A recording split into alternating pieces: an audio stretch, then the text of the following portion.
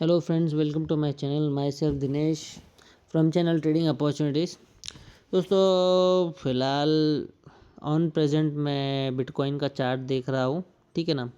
और कहीं ना कहीं इसमें एक सेल ऑफ आ रही है, एक बड़ी सी मूवमेंट देखने के लिए मिली है 59,200 से लगभग 58,000 समथिंग। ये कौन सा लेवल है? 58,155 तक मार्केट गिरी है और कहीं ना कहीं वापस से एक रिट्रेसमेंट आ रही है इतने बड़े फॉल के बाद, ठीक है ना। बट दोस्तों मैं आपसे यही बात कहूँगा कि जो बिटकॉइन बियरिश है, wait for higher lows, sorry क्या है, वेट फॉर लोअर हाइज। हाँ, इसमें मैं कंफ्यूज हो जाता हूँ हमेशा। Wait for higher lower highs और वहाँ पे आपको ट्रेड लेना है, ठीक है ना। और वहाँ पे ट्रेड लेके आपको अच्छा खासा अर्निंग मिलेगा। अगर आप देखोगे रात के लगभग 3 या 2 के आसपास से जो सेलिंग आ रही है, मार्केट अपना बिटकॉइन कंटिन्यूसली एक सेलिंग पॉइंट में चल रहा है और कहीं ना कहीं जैसे ऊपर की साइड में मूवमेंट्स आ रही है, आप नीचे की तरफ सेल करके अच्छा खासा अर्न कर सकते हो, ठीक है ना।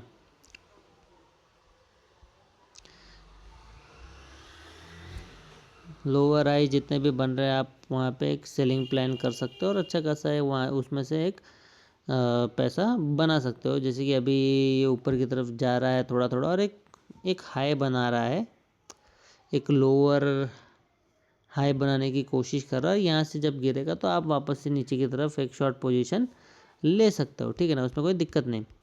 बाकी दोस्तों अगर आप लॉन्ग टर्म ट्रेंड देखोगे बिटकॉइन में तो भी मैं बियरिश ही कहूँगा और शॉर्ट टर्म ट्रेंड में भी फ़िलहाल बिटकॉइन बियरिश ही है, ठीक है ना। दोस्तों बात करते हैं अदर सेगमेंट की। अगर हम गोल्ड की बात करें,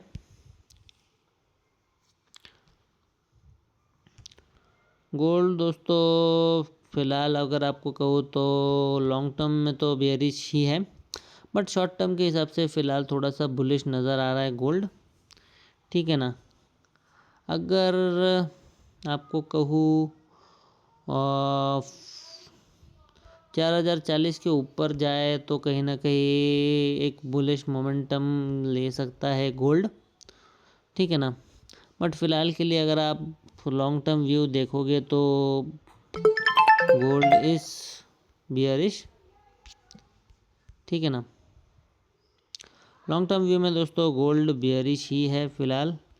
जो बड़ी इधर सेलिंग आई थी रिगरस, ठीक है ना, एक पुल बैक छोटा सा आया है, ठीक है, अच्छा खासा एक अर्निंग का मौका भी दिया गोल्ड ने, बट इट वाज टेम्पररी। जो ट्रेंड चालू है कहीं ना कहीं थोड़ा सा शॉर्ट टर्म में बुलिश लग रहा है, बट लॉन्ग टर्म के लिए गोल्ड को मैं बियरिश ही कहूँगा, ठीक है ना। बाकी जो भी ट्रेड लो बस स्टॉप लॉस मैनेज करके चलना तो कोई प्रॉब्लम नहीं आएगी एज सच, ठीक है। उसके बाद दोस्तों अगर हम देखेंगे निफ्टी, निफ्टी ने दोस्तों आज बहुत कमर तोड़ी है। बहुत सारे स्टॉप लॉस थे, हर मूव में कहीं ना कहीं स्टॉप लॉस, कभी ऊपर जा रही है, कभी नीचे आ रही है, कभी क्या कभी कुछ। अगर ऐसे मार्केट में आप ट्रेड लोगे तो आपको पक्का स्टॉप लॉस से ही पाला पड़ना है, ठीक है ना। मतलब कुछ नहीं हो सकता ऐसे मार्केट में। अगर आप ऊपर ट्रेड लेते तो मार्केट नीचे आ रही है और नीचे ट्रेड लेते तो ऊपर। बट दोस्तों मैं एक चीज़ आपको यही कहूँगा कि जो हमारा अल्टीमेट प्लान था, हमारा ultimate plan was market should come 23,800, ठीक है ना। तो मार्केट 23,800 तक आई नहीं है।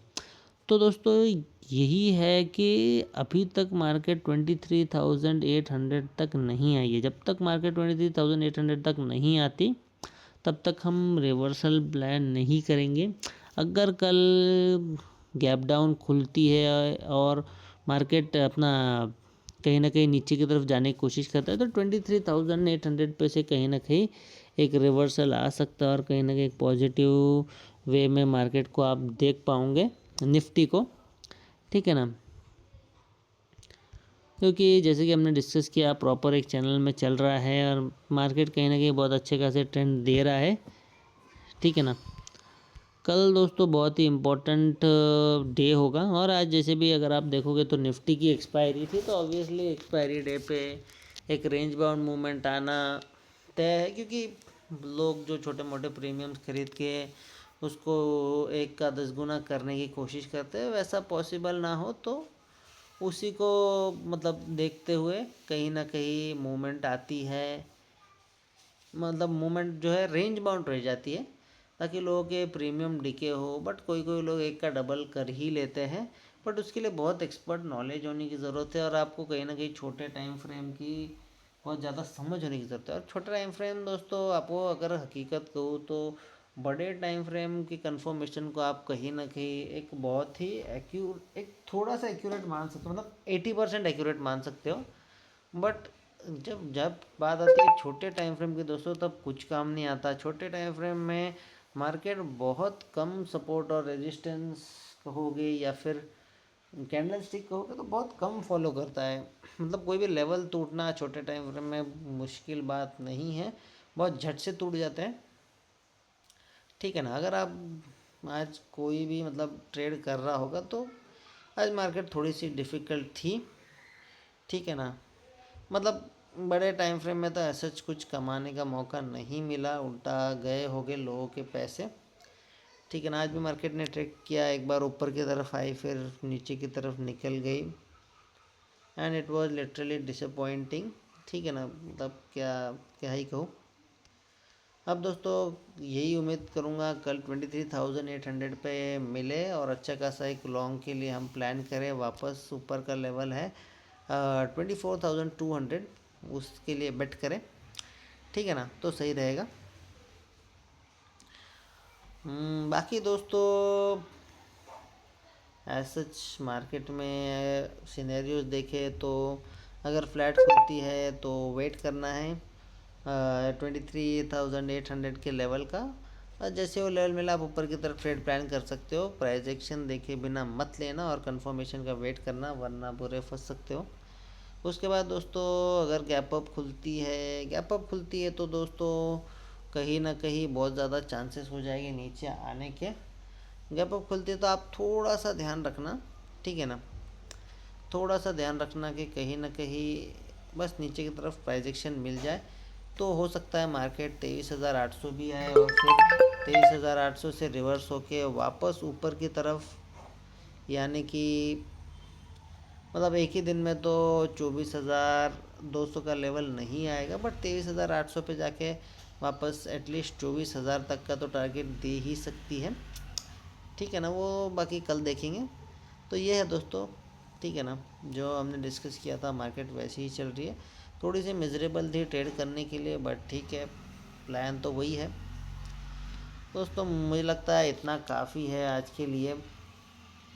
बाकी दोस्तों मिलता हूँ आपसे कल, तब तक के लिए stay tuned, stay updated, keep trading, ठीक है ना।